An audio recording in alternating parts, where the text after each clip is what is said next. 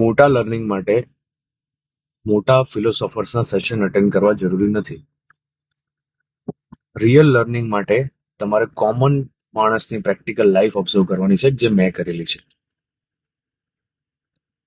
Railway સ્ટેશનની entry ઉપર જ એક શૂ પોલિશ કરવાવાળો બેસતો હતો. એ બે જ કામ કરતો હતો.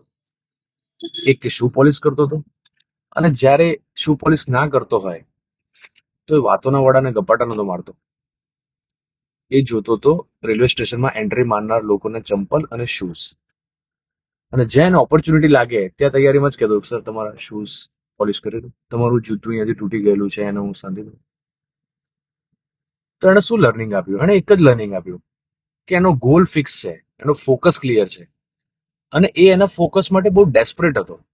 બટ ઇન ટુડેઝ વર્લ્ડ અત્યારે એવું છે કે લોકો ડિસ્ટ્રેક્શનમાં બહુ ડેસ્પરેટ છે. તો આ રીલ એ લોકો માટે છે કે જે લોકો ટોટલી ડિસ્ટ્રેક્ટ છે એમના ગોલથી, અને એમનું ફોકસ ક્લિયર નથી.